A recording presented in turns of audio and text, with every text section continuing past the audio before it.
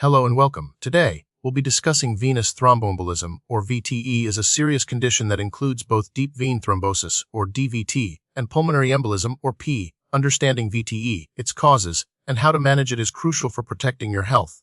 Let's dive in. So, what causes VTE? Several factors can increase your risk. These include prolonged immobility, such as during long flights or after surgery, major surgery itself, particularly orthopedic procedures, cancer and its treatments, pregnancy and the postpartum period, inherited clotting disorders, certain medications like birth control pills or hormone replacement therapy, and conditions that damage blood vessels, such as trauma. Essentially, anything that slows blood flow or makes your blood more likely to clot can contribute to VTE. Now, let's understand the pathophysiology. VTE begins with the formation of a blood clot, or thrombus, typically in a deep vein, most commonly in the legs. This is DVT.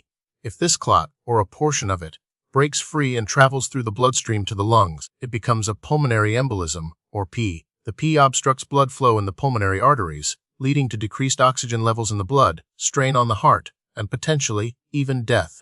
VTE is a significant public health concern. Estimates suggest that VTE affects hundreds of thousands of people each year. The incidence increases with age, and it is more common in certain populations, such as those undergoing surgery or with underlying medical conditions. Understanding the epidemiology helps us identify at-risk individuals and implement preventive measures. Recognizing the signs and symptoms of VTE is crucial for timely diagnosis and treatment. For DVT, look for swelling, pain, redness, and warmth in the affected leg. Sometimes there are no noticeable symptoms. For PE, symptoms can include sudden shortness of breath, chest pain, often described as sharp or stabbing, a rapid heart rate, coughing up blood, and feeling lightheaded or faint. If you experience any of these symptoms, seek immediate medical attention. Diagnosing VTE typically involves a combination of clinical assessment and diagnostic tests. For DVT, a doctor might order a D-dimer blood test, which measures a substance released when a blood clot breaks down. If the D-dimer is elevated, an ultrasound of the affected leg is often performed to visualize the veins and detect any clots. For P, tests may include a CT pulmonary angiogram, a VQ scan, or in some cases, a pulmonary angiogram. These tests help visualize the pulmonary arteries and identify any blockages. While there aren't distinct types of VTE, it's important to classify it based on its location and severity. We differentiate between DVT and PE, as we've discussed. PE can further be categorized as low risk, intermediate risk, or high risk, based on the patient's vital signs, heart function, and the presence of any signs of shock or right heart strain. This classification helps guide treatment decisions. Treatment for VTE focuses on preventing further clot formation, preventing the clot from getting bigger, and preventing complications.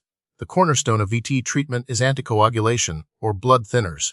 These medications can be given as injections, pills, or intravenously. Common anticoagulants include heparin, warfarin, and newer oral anticoagulants, such as rivaroxaban and apixaban. In some cases, thrombolytic therapy or clot-busting drugs may be used for severe PE. In rare instances, a surgical procedure called a thrombectomy may be necessary to remove the clot.